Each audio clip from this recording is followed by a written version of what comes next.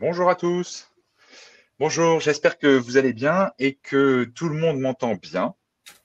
Nous sommes ravis de vous accueillir pour ce webinaire en partenariat avec monemprunt.com et Foncia Immo Neuf sur les perspectives de l'immobilier neuf et du financement. Je suis Pierre Lestan, directeur général de la plateforme Limo. Et je vais vous présenter Jean-Charles Herviot, Bonjour. directeur du développement et associé de monemprunt.com. Monemprunt.com est une solution de courtage en crédit immobilier qui réunit à la fois la puissance du digital avec un parcours utilisateur extrêmement fluide et une équipe d'experts crédit. L'utilisateur bénéficie à distance d'un expert dédié à son projet et de conseils personnalisés. Je suis très heureux également d'accueillir Étienne Rodeguiro, Bonjour. directeur du développement et des partenariats de Foncia Immo Neuf, filiale du groupe Foncia, dédié au développement de la gestion locative dans l'immobilier neuf et à l'animation des partenariats avec les promoteurs et les commercialisateurs. Ainsi donc que Julie Dessouche, responsable du développement commercial et animation réseau de a animé avec moi ce webinaire. Bonjour à tous. Donc en quelques mots, et pour ceux qui ne nous connaissent pas, limo.fr est le plus vaste référentiel de l'offre immobilière neuve. La plateforme a été créée en 2012 et vous permet aujourd'hui de réserver un bien et de suivre vos dossiers au travers d'une interface très complète et intuitive. Alors, n'hésitez pas à poser vos questions dans la partie droite de votre écran. On essaiera d'y répondre de façon exhaustive, mais plutôt à la fin de la présentation. Nous sommes donc ravis de vous accueillir aujourd'hui afin de faire ce focus sur le marché immobilier neuf et le financement dans ce contexte particulier de crise sanitaire. Merci Pierre pour cette introduction. Je vous propose de vous éclairer sur l'évolution des taux de crédit IMO du moment. Et Dieu sait qu'il y a de l'actualité. Vous devez être confronté aussi aux différentes propositions bancaires qui évoluent fortement là, en ce moment. Alors tout d'abord, je voulais refaire un zoom sur l'OAT Tech 10. Comme vous le savez certainement, cet indice de rendement de la dette d'État sert de référence pour construire les taux de crédit immobilier. Alors, qu'est-ce qu'on constate ces dernières semaines? Eh bien, tout simplement, alors, si je fais un feedback un peu plus lointain, depuis quelques mois, le marché de taux était négatif et nous avons touché des plus bas aux alentours de moins 0,30, moins 0,32 sur le mois de mars, ce qui faisait d'ailleurs extrêmement plaisir pour l'économie budgétaire française, puisque ainsi nous faisions l'économie d'une partie des intérêts de la dette. Or, la crise du Covid a amené le gouvernement à de multiples actions extrêmement coûteuses et donc, par le fait, une augmentation massive de l'émission de la dette, et ce, dans un contexte totalement incertain. Ce qui explique que le coût lié au risque a fortement. C'est la raison pour laquelle nous sommes passés de moins 0,32 en quelques jours à plus 0,30, donc un écart extrêmement significatif, d'autant plus en termes de rapidité, d'amplitude. Assez rapidement, finalement, les choses se sont calmées et le marché, depuis à peu près 3 semaines, se normalise autour des 0%. Alors, ce phénomène explique une partie de la hausse des taux de crédit immobilier. Si on compare les taux qui étaient pratiqués au mois de mars avant la période de confinement, eh bien, nous avions en moyenne des taux aux alentours de 1,30 sur 20 ans et nous sommes passés plutôt sur un taux à 1,67 sur 20 ans, donc une augmentation de l'ordre de 0,37%. Alors, rien d'alarmant à aujourd'hui sur cette augmentation de taux. Nous revenons juste au taux pratiqué en mars 2019, parce que vous voyez, si on reprend la période de référence de 20 ans, eh bien, nous étions sur un taux facial à 1,59. Donc, je dirais que au-delà de l'observation de la courbe de l'OAT 10 ans, on pourrait imaginer que les taux, qu'il y ait un reflux des taux de crédit immobilier, mais rien n'est moins sûr. Rien n'est moins sûr parce que, vous le savez aussi, le marché, les établissements bancaires font appel au marché de refinancement. Sur ce marché de refinancement, il y a un indicateur du coût du risque qu'on appelle le spread. Et le spread interbancaire a fortement évolué. C'est la courbe bleu ciel que vous pouvez distinguer sur ce schéma. Cette courbe illustre cette envolée du swap 5 ans qui passe de 1,12 à 2%, donc ce qui est extrêmement important. Alors ça traduit quoi? Ça traduit tout simplement l'augmentation du risque d'impayé sur les crédits immobiliers qui sont en cours. Et c'est ni plus ni moins que le reflet ou la résultante des différents reports d'échéance qui ont été réalisés sur les crédits immobiliers durant cette période. Plus de risques égale une rémunération plus importante du risque. Alors, cette hausse est impactée plus ou moins par les établissements bancaires pour une simple bonne raison. C'est qu'en moyenne, les établissements bancaires vont s'appuyer un tiers de leurs ressources nécessaires au financement immobilier va s'appuyer sur le marché de refinancement et 2 tiers sur leurs fonds propres et notamment l'épargne collectée. Or, on sait très bien que l'épargne collectée aujourd'hui dans les bilans bancaires est extrêmement peu rémunérée et donc du coup cette ressource est très peu chère. Pour le tiers restant, eh bien, en fonction de l'établissement bancaire et en fonction finalement de son poids sur le marché, l'établissement bancaire va faire recours au marché de façon plus ou moins importante. Et donc, c'est la raison pour laquelle on a un phénomène aujourd'hui d'augmentation de taux qui est un peu disparate en fonction des établissements bancaires.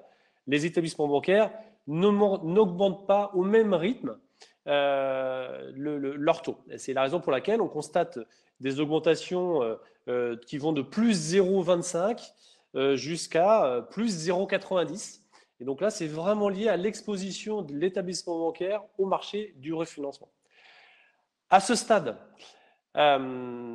l'augmentation n'entame pas la solvabilité des emprunteurs.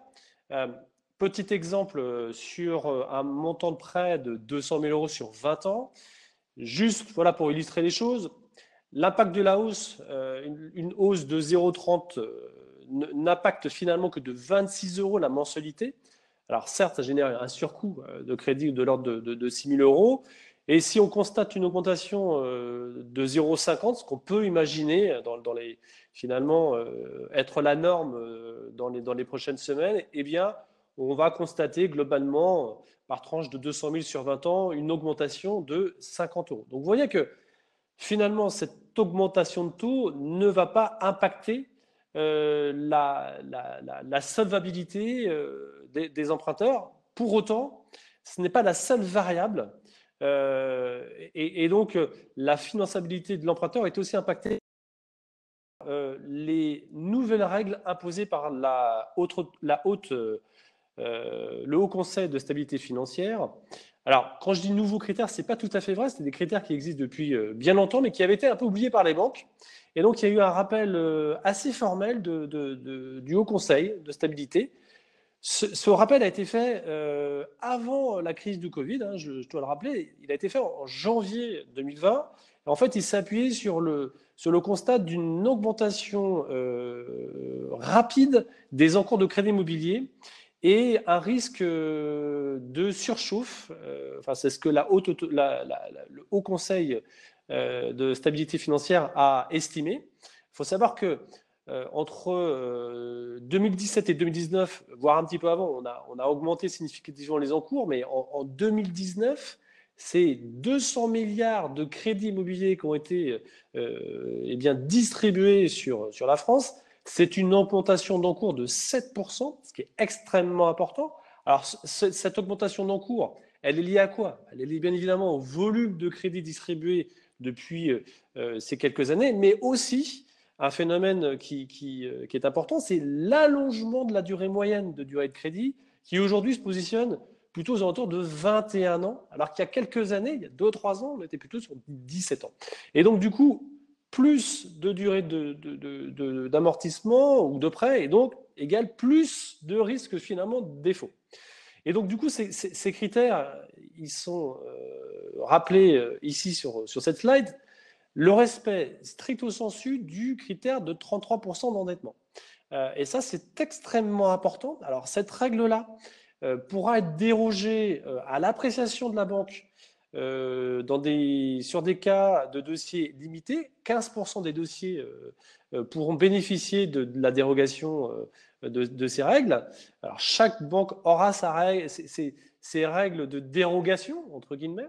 Mais ce qu'il faut savoir, c'est qu'auparavant, il y a encore quelques mois, eh bien, les banques faisaient attention bien évidemment au taux d'endettement, mais s'appuyaient plutôt sur le reste à vivre. Et le reste à vivre, comme vous le savez, eh bien, c'est finalement le revenu moins les charges de remboursement du foyer. Et là, en l'occurrence, eh bien, pour des ménages à fort revenu, imaginons un ménage à 10 000 euros, il n'était pas du tout exclu de pouvoir l'endetter à hauteur de 4 500 euros, ce qui faisait 45% d'endettement. Mais au regard du revenu, il restait 6 500 euros pour vivre, eh bien, c'était normalement largement suffisant pour faire face aux dépenses du foyer. Et le deuxième élément qui a été rappelé par ce Haut Conseil, eh bien, c'est la durée d'emprunt qui ne doit pas dépasser 25 ans. Et donc là, en l'occurrence, c'est pas tout à fait un vrai problème, puisqu'il faut savoir qu'en 2019, seulement 1,8% des crédits étaient réalisés sur une durée supérieure à 25 ans. Vous voyez que ce sujet est finalement peu impactant. Les personnes qui sont les plus exposées aujourd'hui à ces règles-là et donc finalement, in fine, au refus des établissements bancaires, c'est les plus jeunes, les primo-accédants, qui ont en général plutôt tendance à allonger la durée de prêt parce que les prix de l'immobilier ont fortement augmenté, et également qui ont souvent peu ou pas assez d'apport personnel. Et il faut savoir qu'aujourd'hui, les établissements bancaires demandent de plus en plus d'être sur un niveau d'apport de 7 à 10%.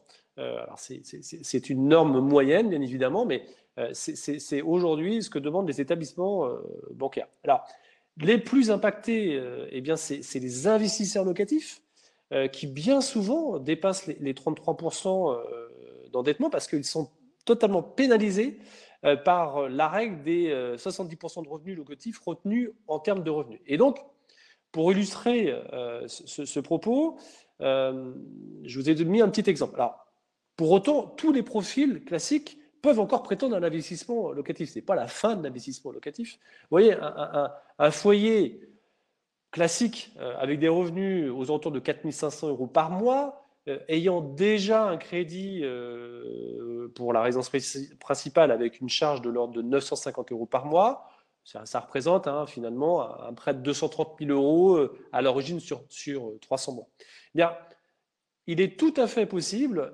de pouvoir leur donner la possibilité de faire un investissement locatif de l'ordre de 200 000 euros acte en main. Alors, un petit exemple ici que j'ai pris se base sur un investissement de 200 000 euros et cet investissement pouvant donner lieu à un revenu de loyer de 500 euros.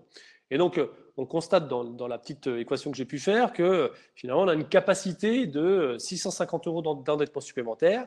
Et donc, ces 650 euros d'endettement supplémentaire permet de pouvoir emprunter 195 000 euros sur 20 ans. Et donc, finalement, de demander un niveau d'apport relativement raisonnable à ce foyer pour accéder à cette opération patrimoniale.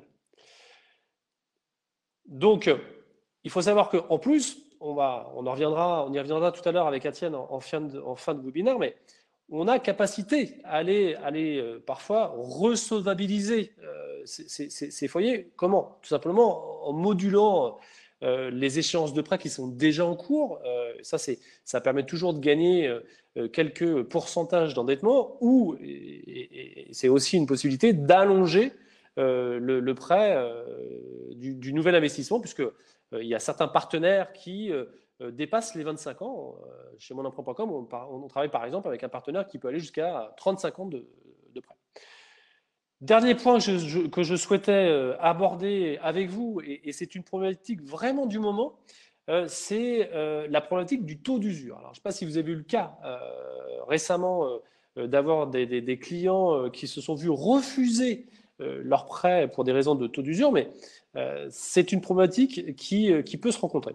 En fait, pour rappel, le taux d'usure, en fait, c'est le taux maximum pouvant être pratiqué pour une opération de crédit, en l'occurrence, du crédit immobilier. Il est là pour protéger l'emprunteur d'éventuels abus. Quand on parle de taux d'usure, il est à comparer au TAEG appliqué sur un crédit. Pour rappel, le TAEG prend en compte bien évidemment les intérêts, les assurances, mais aussi l'ensemble des frais périphériques au crédit. Frais de garantie, frais de dossier, et puis bien évidemment les honoraires de courtier. Et donc, ce taux d'usure, il est construit comment? En fait, il résulte tout simplement de la moyenne des crédits, des taux de crédit immobilier constatés sur le trimestre précédent. Et cette moyenne est majorée de 33%. Et donc, il est fixé pour le trimestre suivant. Et donc, vous voyez, sur le petit tableau à gauche, en fait, nous sommes passés d'un taux d'usure sur la tranche 10-20 ans, nous sommes passés de 2,51 à 2,40 sur le deuxième trimestre. Et en l'occurrence, le souci, c'est que les augmentations qui ont été réalisées par les établissements bancaires très récemment, bien évidemment, n'ont pas été prises en compte dans ce calcul du taux d'usure. Et donc, l'effet de ciseau, il est là, en fait. C'est que les banques répercutent la hausse des taux immédiatement, alors que le taux d'usure, lui, a un décalage de trimestre. Et donc, dans un phénomène, dans un contexte de hausse soudain et brutal, on se retrouve à avoir un écart réduit entre le TAEG appliqué sur les nouveaux crédits et le taux d'usure. Alors, le résultat, c'est quoi? Comme je vous disais, c'est des emprunteurs tout à fait solvables qui se voient refuser le prêt en raison du dépassement du taux d'usure. Ces cas sont là encore à la marge, mais ils concernent notamment les prêts relais. Parce qu'en fait, les établissements bancaires ont augmenté significativement les prêts relais, notamment pour reconstituer de la marge. Et ce dépassement de taux d'usure, on le constate aussi chez Mon Emprunt Programme sur les emprunteurs qui ont plus de 45 ans. Pourquoi? Tout simplement parce que lorsque vous basculez au-delà de 45 ans, en règle générale, lorsque vous êtes sur des contrats d'assurance emprunteur individuels, lorsqu'il y a une délégation d'assurance, bien souvent, les prix de l'assurance s'envolent et donc du coup viennent impacter de façon significative le TAEG. Et d'ailleurs, il n'est pas rare de constater sur les opérations récentes que le coût de l'assurance emprunteur dépasse celui du coût des intérêts. Et donc du coup, on se retrouve à dépasser le taux d'usure. Alors bien évidemment, il y a des solutions qu'on peut trouver. On essaie de le faire avec nos clients et nos partenaires. L'une des solutions, c'est de pouvoir, avec l'accord du banquier, bien évidemment, réaliser l'opération de financement ou éditer les offres de prêt sans assurance. Et bien évidemment, en s'inscrivant dans un rôle de conseil, de réaliser un contrat d'assurance emprunteur une fois le prêt débloqué. Et donc, par définition, le coût de l'assurance ne serait pas intégré au TAEG. Donc voilà pour cette première partie. Je répondrai à vos questions, bien évidemment. Je laisse la parole à Étienne pour le focus sur le marché de l'immobilier. Jean-Charles, je pense qu'on va déjà répondre à quelques questions puisqu'il y en a qui sont assez techniques et qui sont directement liées à tes slides. Nous avons une question de Jean-Luc. Le différé pour le financement d'une vente en VFA est-il inclus dans la durée maximale de 25 ans? Non, pas nécessairement. Ça dépend des établissements bancaires, mais bien souvent, c'est 25 ans plus la période de différé. Merci. Nous avons également une question de Franck. Bonjour. Pour les investissements locatifs, le plafond des 33% est pris en compte dans l'investissement en plus de la pondération des loyers. L'augmentation des taux réduit de fait le montant de l'investissement malgré tout. Confirmez-vous cette application de la règle des 33%? Je la confirme et c'est vrai que j'ai fait un focus là-dessus. En effet, je vous confirme qu'en effet, cette règle des 33% est appliquée pour les investisseurs locatifs. Alors, comme je l'expliquais, à la marge, à la main de l'établissement bancaire, la banque pourra déroger à ces règles dans 15% des cas. Donc vous imaginez qu'ils utiliseront certainement cette capacité de déroger en fonction des contreparties qui pourraient être récupérées à la mise en place du crédit. Alors, Franck se posait aussi la question parce qu'effectivement, la majeure partie des investisseurs en locatif ont en moyenne 45 ans.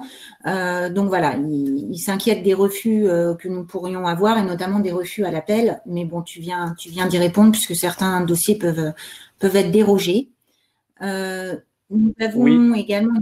Et juste pour répondre à Franck, parce que peut-être qu'il fait aussi référence au taux d'usure, pas d'inquiétude excessive sur le taux d'usure, puisque c'est à un instant T. Ce qu'il faut bien comprendre, c'est que le nouveau taux d'usure va être connu début juillet, et donc il intégrera bien évidemment les hausses de taux qu'on a pu constater ces dernières semaines. Donc on est sur une période transitoire, à mon sens, sur la problématique de taux d'usure. D'accord. Thomas, en début de présentation, se poser la question d'une réouverture des vannes du côté des banques, puisque le gouvernement compte sur l'immobilier pour amorcer la reprise économique et la BCE va donc inonder les banques de liquidités. Alors, on l'espère tous, moi le courtier en priorité, bien évidemment. Je pense que, moi qui ai quand même œuvré 15 ans dans un groupe bancaire mutualiste, ce qu'il faut bien comprendre, c'est que pendant cette période de confinement qui a duré plus de 2 mois, eh bien, il y a eu un retard extrêmement important sur les objectifs commerciaux. Et je n'imagine pas les banques ne pas utiliser ce levier de crédit immobilier pour aller chercher de nouveaux clients et développer leur portefeuille client. Donc, oui, je l'espère, mais oui, je pense que les établissements bancaires vont ouvrir les vannes sur la distribution de crédit et ils vont aussi certainement réfléchir à modérer la hausse des crédits. Nous avons également, alors il reste 2 petites questions. Une question d'Amine concernant l'apport personnel. Est-ce qu'il dorénavant sera imposé? Est-ce qu'il sera imposé dans tous les cas par les banques dans le cadre d'un investissement locatif? Tu y as un petit peu répondu au cours de ta présentation. Dans tous les cas, non, mais dans la majorité des cas, oui. Et là où la banque va être d'autant plus attentif, d'autant plus compte tenu de la période qu'on a pu avoir, c'est la capacité de résistance de l'investisseur. En fait, c'est l'épargne qu'il a pu constituer, l'épargne de résistance qu'il a pu constituer, lui permettant, le cas échéant, de faire face à des impayés de loyer. C'est au-delà de l'apport, c'est vraiment la capacité de résistance de l'investisseur qui va être regardée. Et une dernière question, je pense, avant de laisser la parole à Étienne, il y en aura des suivantes auxquelles on pourra répondre à la suite. Une question de Julien, existe-t-il toujours dans certains établissements bancaires le cas des emprunts plafonnés à 7 ou 8 fois la rémunération totale annuelle de l'emprunteur en encours total cumulé, comme cela est le cas au crédit foncier? Oui, tout à fait. Il y a certains établissements bancaires qui appliquent cette règle-là, mais ce n'est pas une règle uniforme et imposée par le Haut Conseil de financement de sécurité. Ok. Merci Jean-Charles. Je pense qu'on pourra répondre aux suivantes à la fin. Comme ça laisse peut-être Étienne, Étienne, si tu es d'accord pour continuer sur la suite. Rebonjour à tous. Donc pour ma part, moi, je vais aborder dans un premier temps le marché locatif du neuf et de son avenir. Aujourd'hui, le marché locatif est tout simplement à l'arrêt puisque depuis les visites sont impossibles, les états des lieux réservés aux situations d'urgence et puis le 1er avril, il est interdit de déménager, donc il n'y a tout simplement plus de nouvelles locations possibles pour le moment. Alors, la question qu'on se pose est la suivante, c'est quel sera l'état du marché locatif à la sortie courant mai? Et pour ça, je vous propose de l'analyser sous plusieurs angles. D'abord, le changement de logement, qui est souvent poussé par un projet ou un besoin. Un logement plus grand pour de futurs usages comme l'arrivée d'un enfant, un logement dans une autre ville pour une mutation ou pour y faire ses études, ou un logement plus petit ou moins cher suite à une séparation ou une baisse de revenus dans les ménages. Et comme vous le voyez, aucun de ces projets sera vraiment reportable. Ensuite, il y aura probablement un changement dans le type de recherche. après avoir passé 2 mois enfermés, beaucoup de gens vont chercher des logements avec des espaces extérieurs, balcons, terrasses, jardins. Et dans la plupart des métropoles, ça se traduira par une bonne santé des premières et deuxièmes couronnes, où il est plus facile de trouver des espaces extérieurs dans une gamme de prix abordable. Et ensuite, on va parler d'une bonne nouvelle, c'est que cette période de confinement, elle aura eu un effet de congestion sur les marchés déjà porteurs comme les grandes métropoles. Et lors du déconfinement, on assistera à un retour des livraisons, puisque certains logements étaient prêts, terminés et n'ont pas pu être livrés. Ce volume s'ajoutera aux lots qui étaient déjà alloués avant le 16 mars. Et on aura donc un grand nombre de candidats locataires qui auront attendu le redémarrage de leur projet, un grand nombre de logements qui se libèrent ou arrivent en livraison, et une grande urgence, parce que tous ces impératifs auront attendu, mais la rentrée des classes pour les étudiants sera quand même en septembre, et ils auront quand même tous besoin d'avoir déménagé d'ici là. D'ailleurs, depuis l'annonce de la sortie du confinement le 11 mai, la demande locative redémarre très fortement, puisqu'on a énormément de congés de la part des locataires sortants, une grande demande de nouveaux candidats qui nous contactent, environ 400 par jour dans le neuf, contre le double hors période de confinement, mais quand même encore 400 par jour aujourd'hui. Et là encore, il conviendra d'être prêt pour les louer au plus tôt. Alors, la bonne nouvelle, c'est que pour tous les logements neufs, il y aura quasiment toujours un espace extérieur et ce sera probablement très recherché dans les temps à venir. Enfin, il restera l'inévitable question de la solvabilité. Elle est fortement mise à l'épreuve par la période de crise financière. Certains vont être obligés de puiser dans leurs économies et malheureusement, d'autres auront peut-être perdu tout ou partie de leur activité et de leurs revenus. Et il conviendra d'analyser chacune des situations pour essayer d'orienter au mieux le candidat, consolider son dossier et l'aider à faire aboutir son projet, et comme ça pour chacun d'entre eux. Chez Foncia, les commerciaux sont déjà prêts à relever le défi, puisque pour relancer l'activité, toutes nos annonces sont en ligne sur les grands sites d'annonces publiques, et toutes les demandes sont traitées sur plan, avec photos, pour anticiper la reprise et permettre de reprendre rapidement dès le 11 mai. Ensuite, chez Foncia, on a aussi la chance de travailler avec des garanties locatives en fonds propres, c'est-à-dire sans assureur extérieur, et nos agences seront donc autonomes sur la validation de ces dossiers, et ne seront pas contraintes par la validation de la part d'un assureur qui sera potentiellement ferme sur ces critères. On sera prudent, parce que c'est notre rôle, mais on sera aussi agile, parce que c'est ce qui fait notre force depuis longtemps.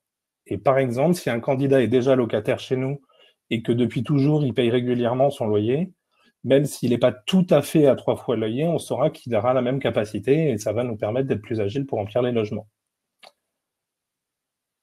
Après le marché locatif, on va parler maintenant du marché de la vente dans le neuf. Depuis bientôt 1 an, la disponibilité des biens à vendre a ralenti par l'attente des permis de construire, eux-mêmes bloqués par l'avant-élection municipale. Et évidemment, on est aujourd'hui dans la période creuse. Les projets vont rester encore quelques temps en attente. Mais dès la sortie du confinement, l'arrivée des élections municipales et la possibilité d'avancer sur l'instruction permettra probablement de retrouver un niveau de permis de construire plus important. Et une fois que ces derniers auront été accordés et que les délais de recours seront passés, on va voir fleurir une très belle période de lancement de programme avec un choix important de logements d'ici probablement le dernier trimestre de l'année.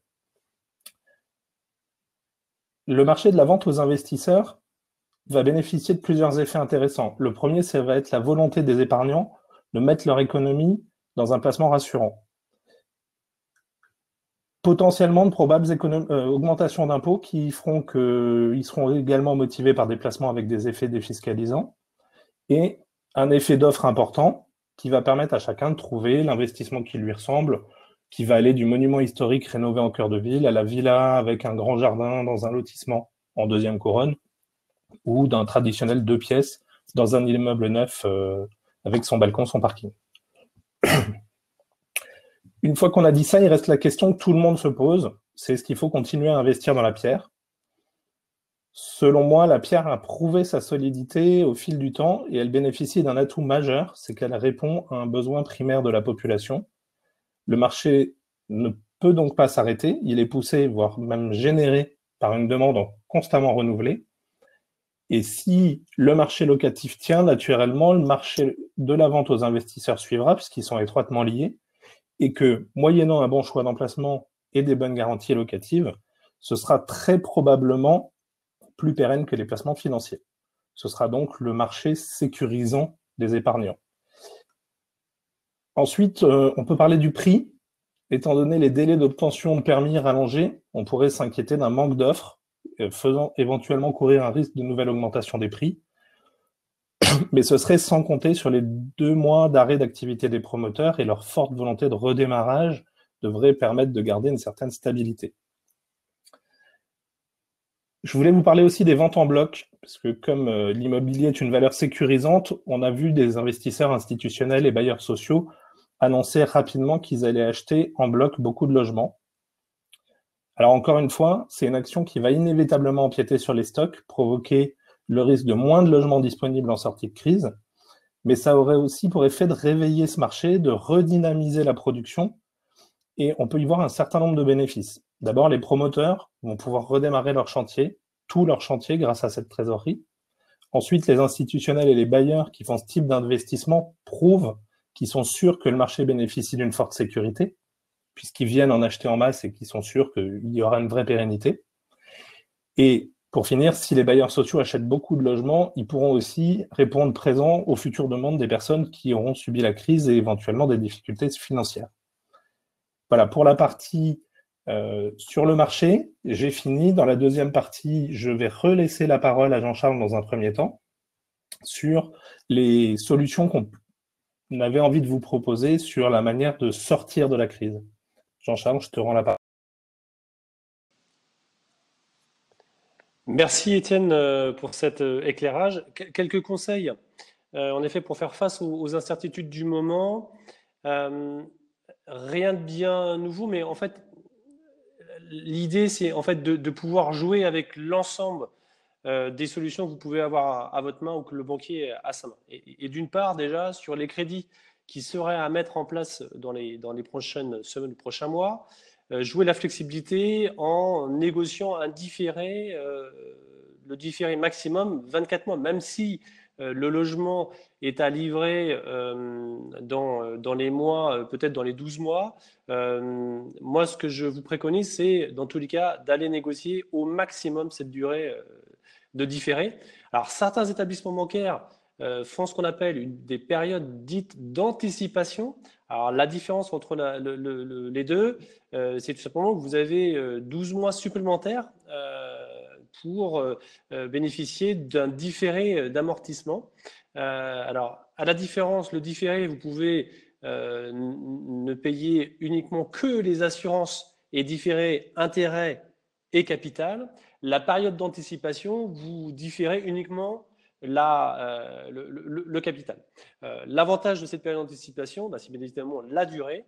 En fait, elle fonctionne très simplement.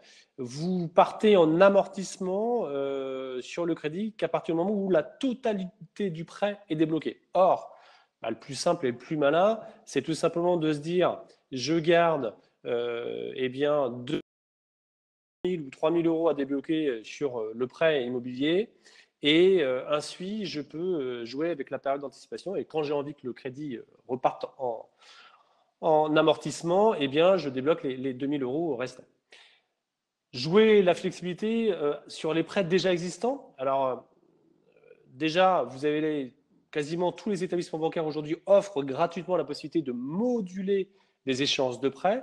En général, dans la limite de 24 mois, dans la limite de l'allongement de la durée de 24 mois, mais ce qui nous permet de dégager sur un prêt de 200 000 euros, on peut dégager rapidement 75 euros par mois si on allonge la durée de crédit, donc c'est pas si neutre que ça.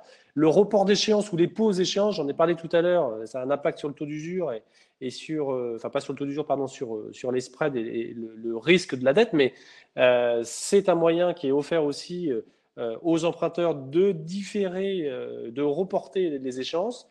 Alors, très simplement, sachez qu'un report d'échéance total de 3 mois aura pour conséquence d'allonger de 6 mois la durée du prêt. Donc, l'impact en termes de coût de crédit n'est pas neutre.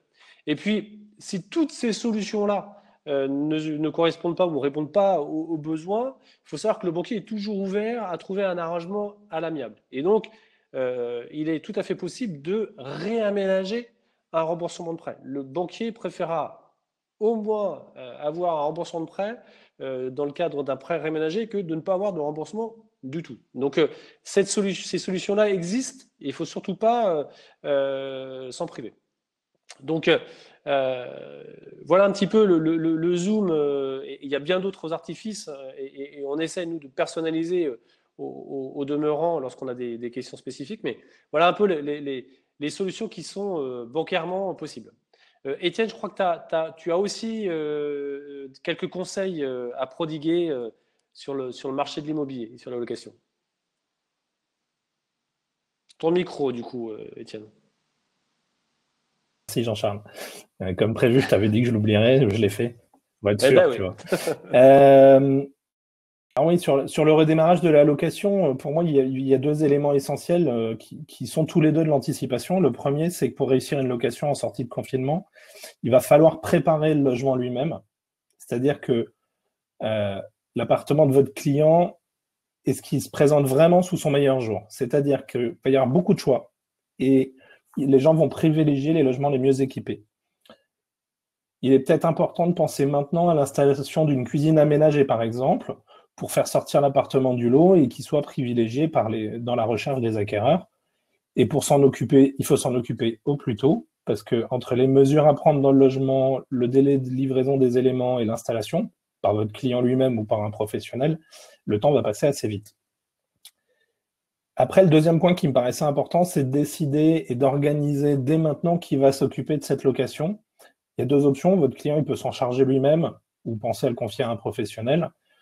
Et les deux options ont des avantages et des inconvénients. Si votre client décide de le faire lui-même, c'est le moment pour lui de découvrir un certain nombre de choses. Les documents légaux pour préparer la future rédaction du bail, les diagnostics obligatoires dans le bail, les documents pour réaliser un état des lieux, les critères de solvabilité d'un locataire, les conditions pour valider un dossier. Et cette solution, elle va lui apporter quand même des avantages, c'est qu'il va pouvoir sélectionner lui-même son locataire et probablement économiser des honoraires sur la location qu'un professionnel lui aurait fait payer. Les inconvénients, il va devoir mettre des annonces, répondre à toutes les sollicitations des candidats et surtout être disponible pour répondre aux appels, aux mails, aux visites.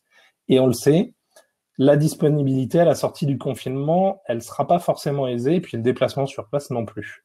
Donc, il risque de retarder l'entrée dans les lieux du premier locataire et donc la perception des premiers loyers.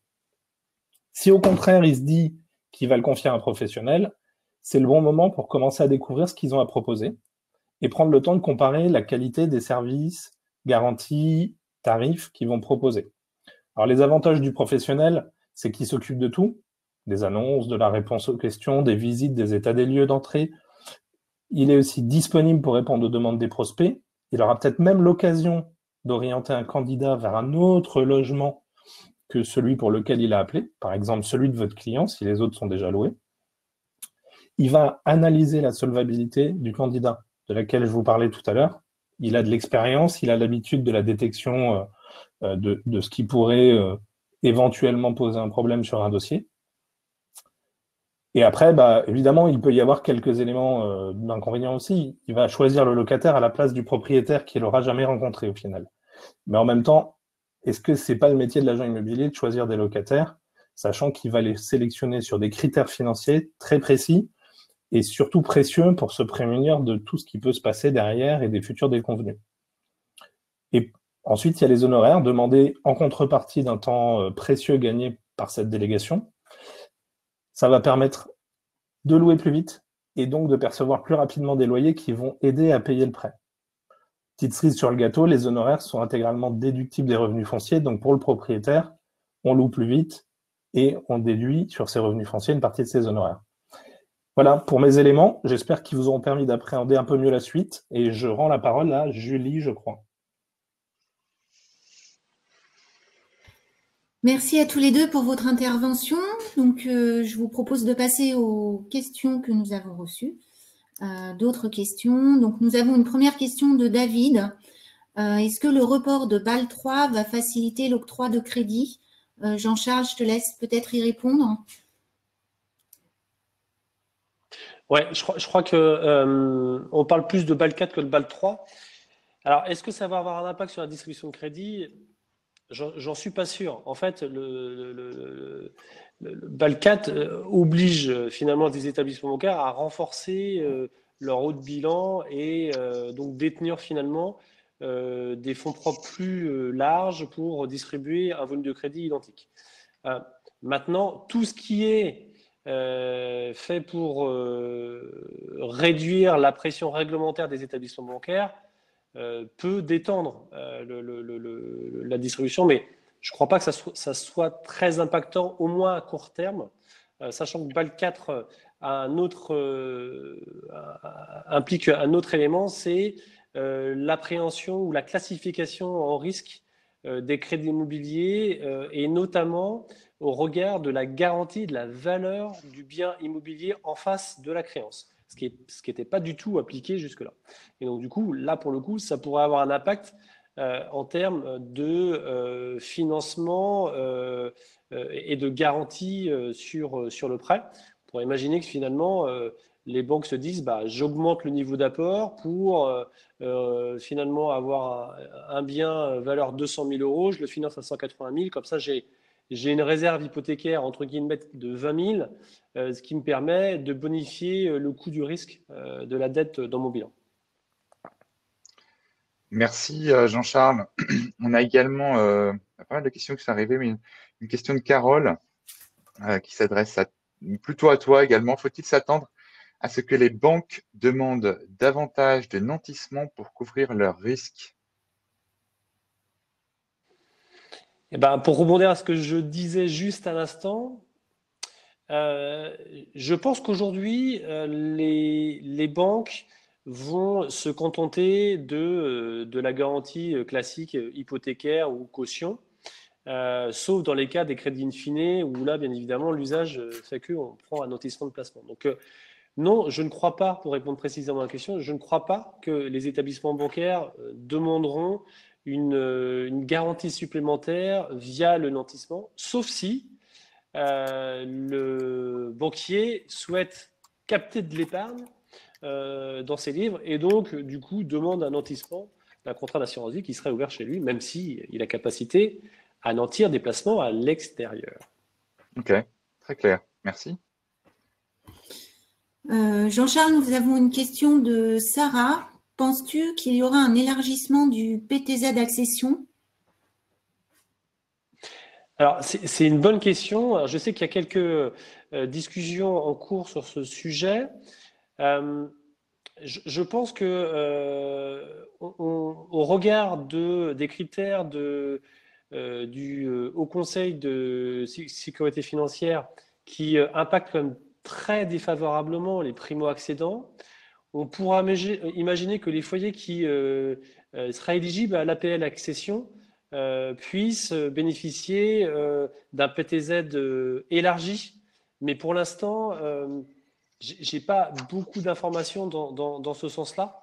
Et je pense que ça sera lié certainement à la vigueur de reprise du marché de l'immobilier. Et comme disait tout à l'heure, je crois que c'était Étienne, le marché immobilier, il est quand même très, très important en France et il requiert et il porte beaucoup d'emplois directs et indirects.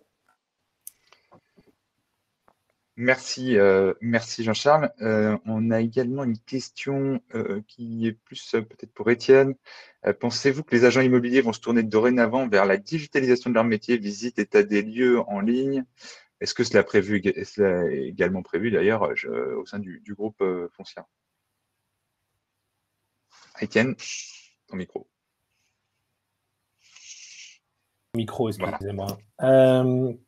Évidemment qu'on va se tourner vers la digitalisation. Alors, en fait, on a toujours accompagné toutes nos annonces de photos et plans, qui étaient déjà un premier pas, puisqu'on loue dans le neuf pour notre filiale beaucoup de logements sur plan. On va travailler à la mise en œuvre de visites virtuelles un peu plus complètes, parce qu'on se rend bien compte que c'est nécessaire. Et on est passé intégralement à la signature électronique des contrats, que ce soit de vente ou les baux pour la location. Et les états des lieux, eux, ils sont contradictoires, donc ils seront toujours en présence des gens, mais ils sont entièrement dématérialisés, traités sur tablette. Donc oui, digitalisation, beaucoup, pour permettre aux gens de traiter à distance, puisqu'on voit bien qu'on a des contraintes. mais toujours avec la relation de proximité en visio, comme on est en train de le faire aujourd'hui, ou directement avec les gens. Merci. Jean-Charles, nous avons une question d'Aurélie. Est-ce que les banques sont sensibles dans le cadre du financement d'un investissement locatif aux garanties locatives souscrites par l'acquéreur dans le cadre de la gestion de cet investissement, type assurance de loyer impayé par exemple? Je pense qu'ils vont être de plus en plus sensibles à cet argument, là encore au regard du retour d'expérience qu'on peut avoir de ces derniers mois. Donc oui, c'est un argument supplémentaire qui peut peser dans la balance. D'accord. Merci. Merci.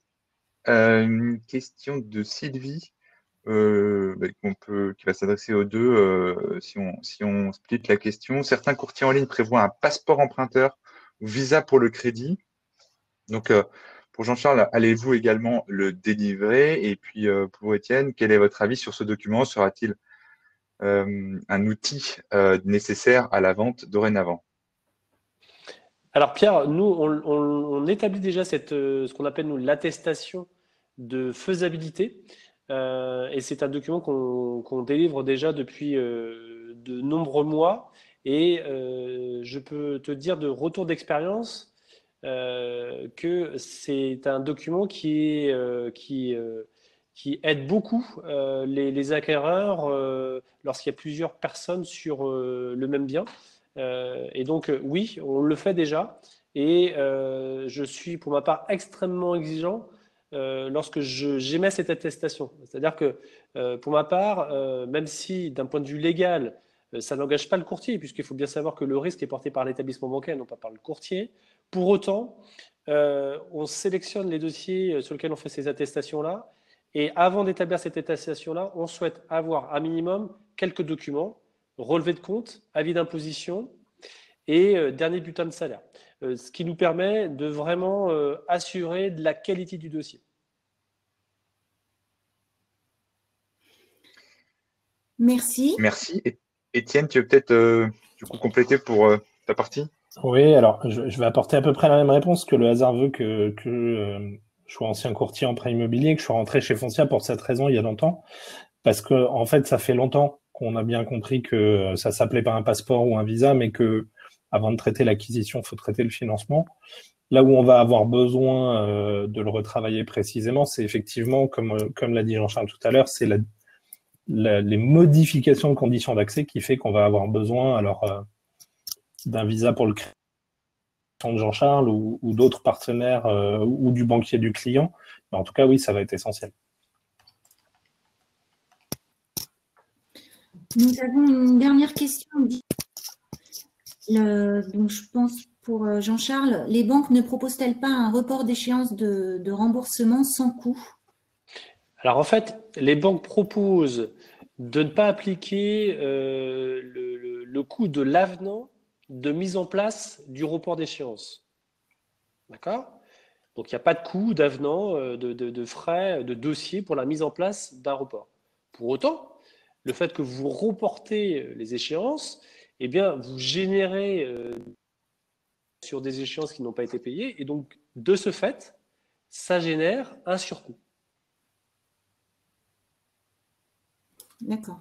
Est-ce que la réponse est claire? En fait, pas de frais de mise en place, mais à partir du moment où vous reportez des échéances, eh bien, ces échéances vont générer des intérêts.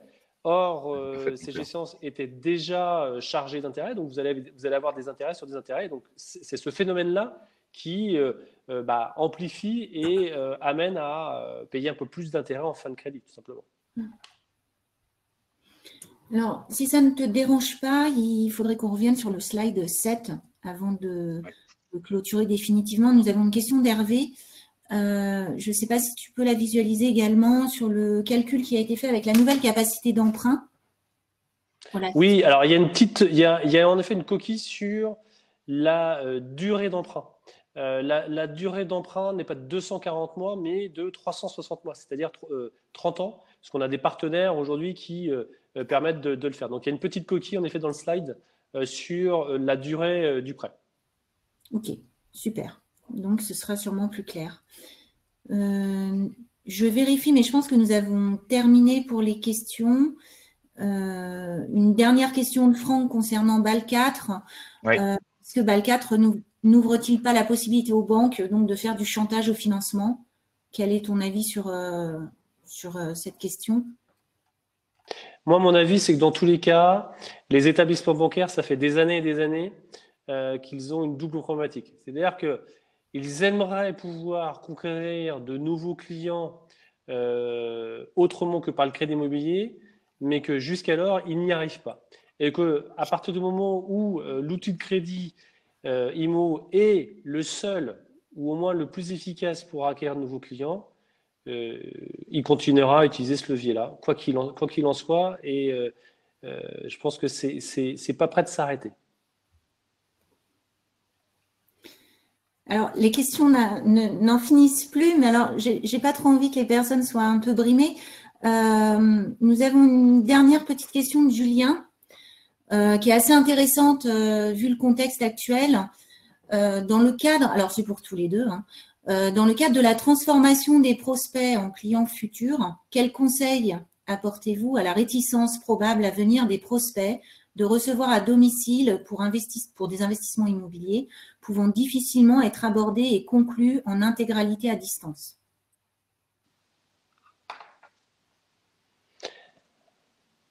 Alors, moi, je vais parler de la partie financement.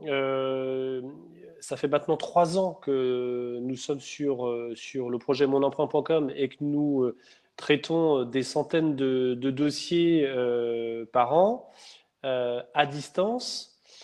Ce qu'il faut bien voir, c'est que la problématique du commerce, finalement, c'est de créer du relationnel. Et ce relationnel, en fait, il peut être établi à distance. Enfin, la proximité n'est pas forcément une proximité physique, c'est ça que je veux dire. Et que les outils aujourd'hui qui sont mis à disposition, que ce soit la visio, l'ensemble des outils, le chat, etc., créent vraiment une proximité. Et vous seriez surpris des avis clients que nous pouvons avoir qui, justement, mettent en évidence cette proximité et cet accompagnement. Donc, pour moi, ce qu'on vit aujourd'hui, ça n'a que accéléré le process, mais qu'on va vers une digitalisation de la commercialisation des produits, au moins du crédit immobilier. Moi, j'en suis intimement persuadé. Merci, nous avons terminé les questions. Donc, merci à tous les deux. Merci à tous pour avoir été présents aujourd'hui.